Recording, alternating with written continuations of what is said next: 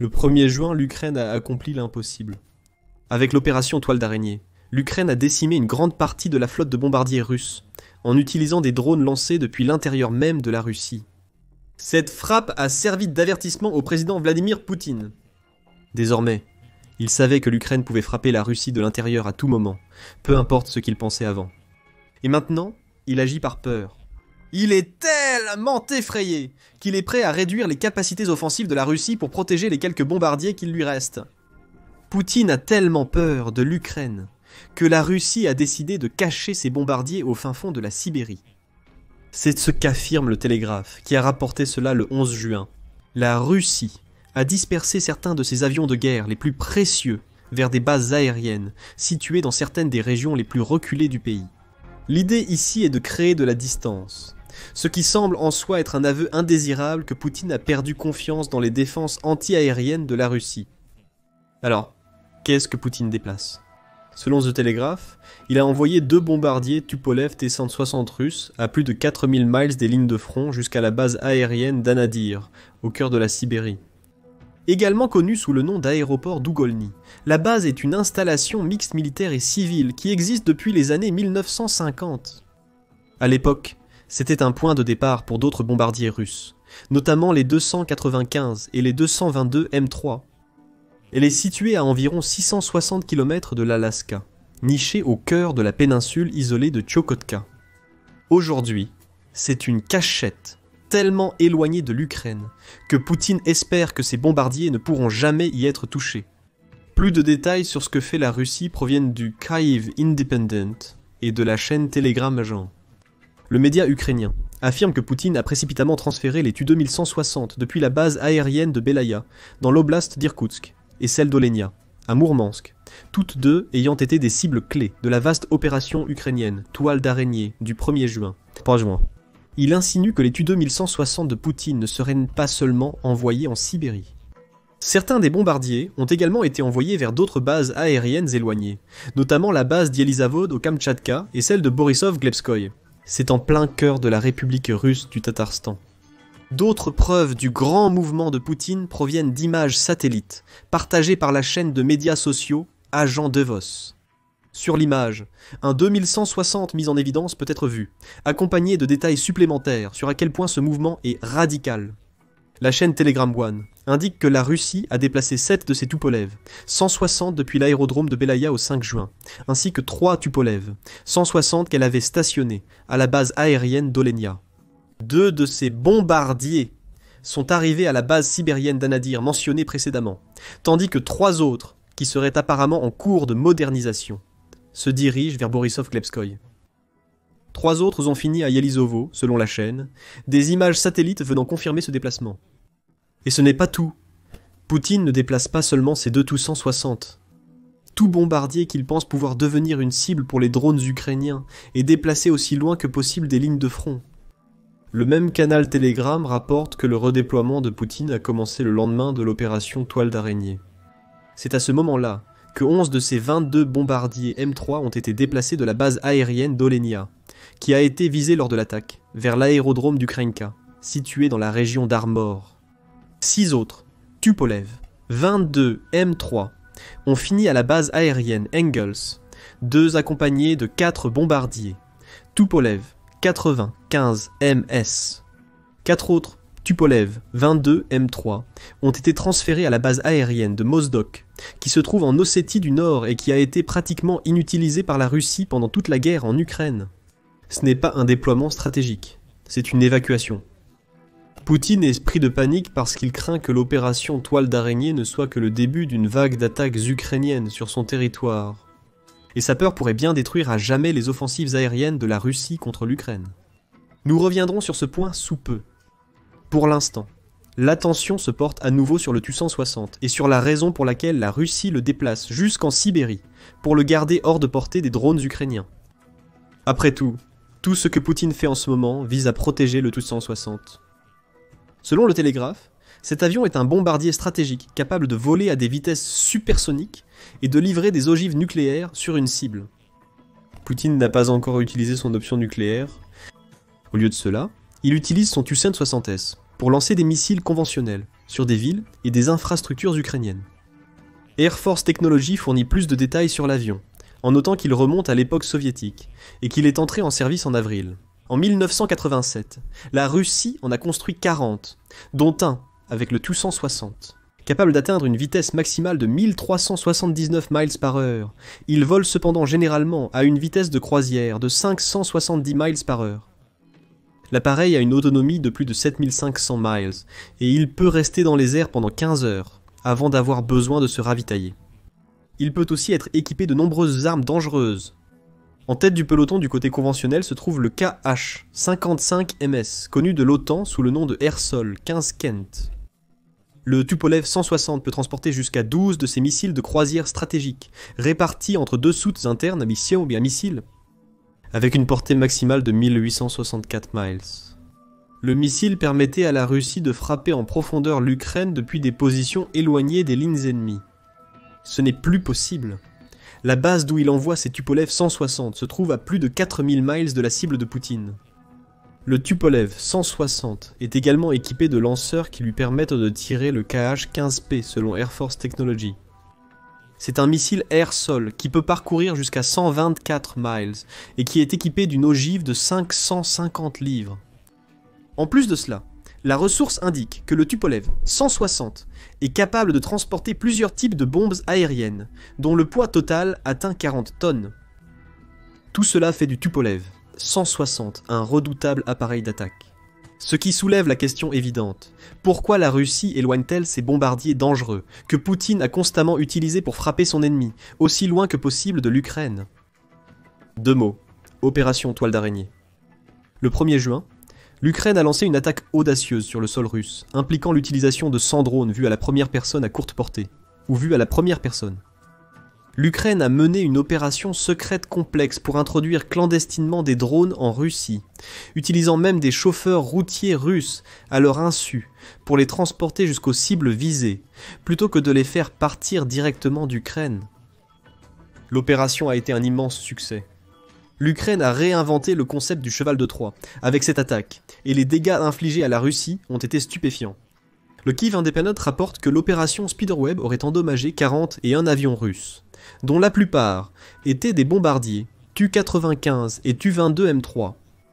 Ce sont les principales plateformes de la Russie pour lancer des frappes de missiles contre l'Ukraine. À la fin de l'attaque, l'Ukraine avait détruit environ 7 milliards de dollars d'équipements russes, mettant hors service environ un tiers de la flotte de bombardiers à missiles de croisière de la Russie dans le processus. L'amiral français Pierre Vendier, qui est actuellement le commandant suprême allié de la transformation de l'OTAN, a salué cette frappe dévastatrice. Franz, 24 ans, dit avoir déclaré ceci lors d'une interview. Ce que les Ukrainiens ont fait en Russie était un cheval de Troie, et le cheval de Troie remonte à des milliers d'années. Aujourd'hui, nous voyons ce genre de tactique être réinventé par la créativité technique et industrielle. Découvrez maintenant en détail ce que l'Ukraine a fait lors de l'opération Toile d'araignée, dans notre vidéo qui couvre chaque étape de l'attaque. Pour revenir aux commentaires de Vendier, il a conclu en déclarant simplement « c'était un vrai coup de maître ». Il n'a pas tort. Avec l'opération Toile d'araignée, l'Ukraine a réussi quelque chose que Poutine pensait impossible. Elle a réussi à infiltrer des agents du service de sécurité d'Ukraine en Russie. Ces agents ont passé des mois à créer des sociétés de transport et à préparer l'attaque dévastatrice. Et au moment où l'Ukraine était prête à attaquer, ces agents du service de sécurité d'Ukraine étaient déjà sortis de Russie, et l'Ukraine utilisait des chauffeurs russes pour amener ses drones en position. La réponse de Poutine se résume au fait qu'il ne veut jamais voir une seconde opération Toile d'araignée se produire sur le sol russe. Il a été contraint de peser ses options. Soit il garde ses 2 derniers 160S, ainsi que ses autres bombardiers, assez près de l'Ukraine pour qu'elle puisse lancer une attaque similaire à l'avenir. Cela lui permettrait au moins d'utiliser les bombardiers pour continuer ses frappes dévastatrices de missiles de croisière. Ou bien il déplace ses bombardiers vers des endroits si éloignés que l'Ukraine ne peut pas les cibler, mais il sacrifie alors leur puissance d'attaque. Dans ce processus, Poutine a choisi la deuxième option.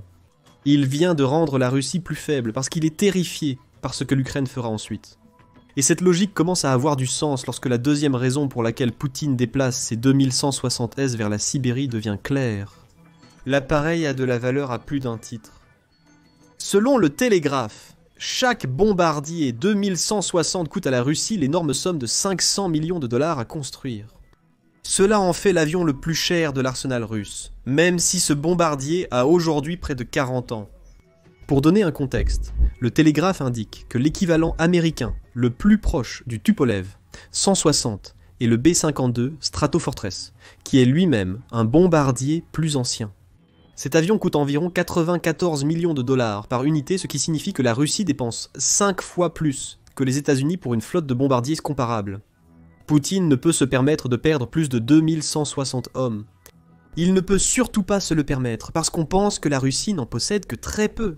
16 à 18 exemplaires opérationnels du 2160 sur les 41 2160 qu'elle a construits. Certains de ces appareils sont déjà endommagés lors de l'opération Toile d'araignée. Ce qui signifie que Poutine pourrait maintenant n'opérer qu'avec une douzaine de ces 2160. C'est inadmissible pour Poutine. Chaque perte de 2160 coûte à la Russie un demi-milliard de dollars, un montant qu'elle n'a pas pour en construire d'autres. Selon le Télégraphe, la Russie continue de construire des Tupolev, 160 contrairement aux Tupolev, 95 et Tupolev 22S qui ont été détruits lors d'une frappe ukrainienne spectaculaire.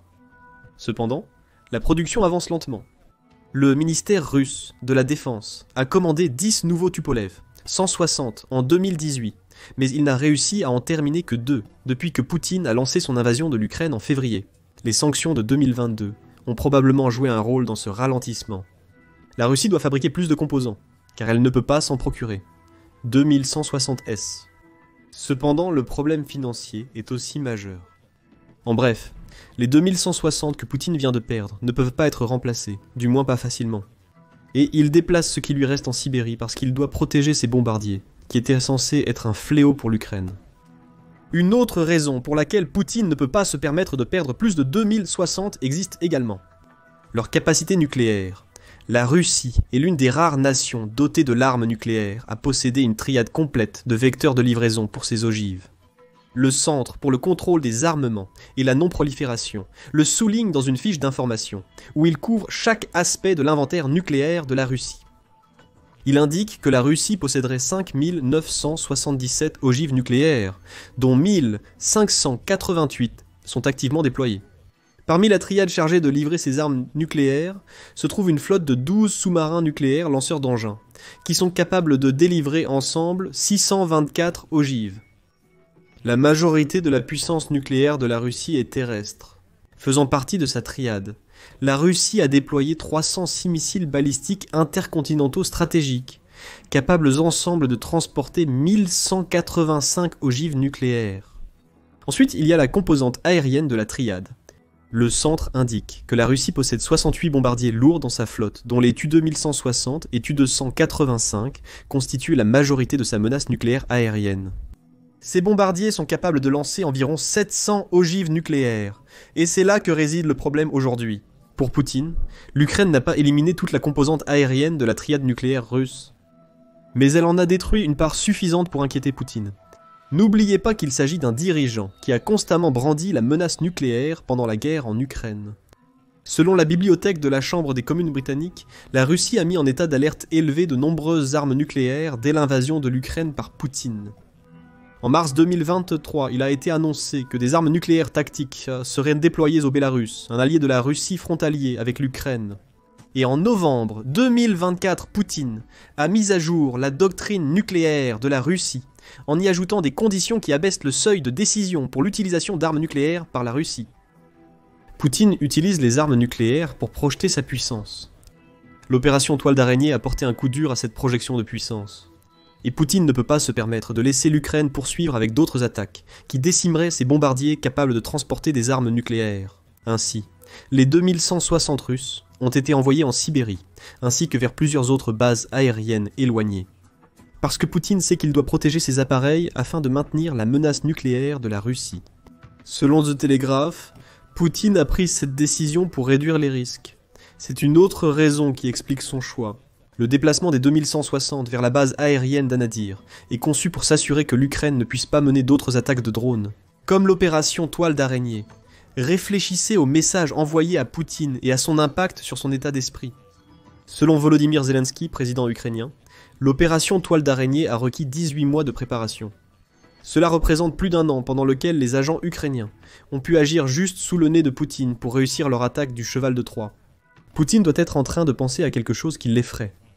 Si l'Ukraine a pu faire cela une fois, qu'est-ce qui l'empêcherait de le refaire? Y a-t-il actuellement d'autres agents ukrainiens qui opèrent en Russie? Est-ce que ces agents visent d'autres bases aériennes? Il est impossible pour Poutine de répondre à ces questions. Alors sa solution est d'éloigner ses 260 autant que possible de l'Ukraine. Étant plus éloigné, il est plus difficile pour l'Ukraine de mener une autre opération Toile d'araignée, car cela ajoute une complexité opérationnelle supplémentaire à toute future attaque de drones. C'est là que se trouve la réduction du risque. Déplacer les bombardiers 2160S et autres de la Russie loin de l'Ukraine signifie qu'ils ne peuvent plus lancer leurs missiles de croisière sur les villes ukrainiennes. Et c'est une victoire énorme pour Zelensky. Bien sûr, la Russie essaie de minimiser tout cela en suggérant que l'Ukraine n'a pas causé autant de dégâts que ce que les gens pensaient, et que la Russie ne considère pas l'Ukraine comme une menace sérieuse. C'est du moins l'impression donnée par le vice-ministre russe des Affaires étrangères, Sergei Ryabkov. Le 11 juin, le Kyiv Independent a rapporté les propos tenus par Ryabkov à la suite de l'opération Spiderweb. Le vice-ministre des Affaires étrangères a affirmé que les dégâts causés par les attaques de drones ukrainiens avaient été largement exagérés. Il a ajouté que notre potentiel de dissuasion nucléaire contre les États-Unis et tout autre adversaire potentiel n'a pas subi de dommages significatifs. Ryabkov mente sûrement. Si la Russie n'avait vraiment pas peur des dégâts causés par l'Ukraine, il y aurait des hordes de bombardiers envoyés aussi loin que possible. Et cela nous amène à l'impact que la dernière décision de Poutine va avoir sur la guerre en Ukraine. L'un de ces impacts a déjà été évoqué. Le 2160 représentera une menace bien moindre pour l'Ukraine dorénavant. Il en est de même pour les autres bombardiers russes. Bien que la Russie utilise principalement les 295S et les 222S dans ses campagnes de missiles de croisière, comme l'a rapporté The Telegraph, il est inédit que Poutine utilise ses bien plus précieux 2160S pour frapper l'Ukraine. Aussi récemment que le 6 juin, Euromédan Press a rapporté que la Russie avait mené une frappe de missiles en utilisant les 2160S au lieu de ses autres bombardiers. Cela, en soi est révélateur de la position actuelle des bombardiers russes. Militani souligne que l'utilisation des Tupolev 160 pour de telles attaques est inhabituelle. Il souligne que la Russie favorise les Tupolev 95 car ils ont une durée de vie supérieure aux Tupolev 160 plus imposants et sophistiqués. Militani dit que bien que le Tupolev 160 soit plus rapide et plus puissant que le Tupolev 95, le recours de la Russie à un Tupolev 160 pour une frappe de missile le 6 juin révèle le désespoir de Poutine. L'appareil, techniquement complexe, s'use rapidement. Cela suggère un début de pénurie de missiles. L'usage d'un Tupolev 160 pour lancer des missiles montre le désespoir de Poutine. La Russie manque de bombardiers habituels pour lancer des missiles sur l'Ukraine. Elle a donc dû recourir à l'utilisation d'un Tupolev 160 pour une frappe. Poutine ne voulait pas faire cela, et en éloignant la plupart des Tupolev 160 russes du front. Il s'assure que la Russie ne mettra plus jamais l'une de ses plateformes aériennes, les plus précieuses, dans une telle situation à risque. En conséquence, la Russie fait moins pression sur l'Ukraine. Les frappes de missiles ont été cruciales pour Poutine lors de l'invasion de l'Ukraine.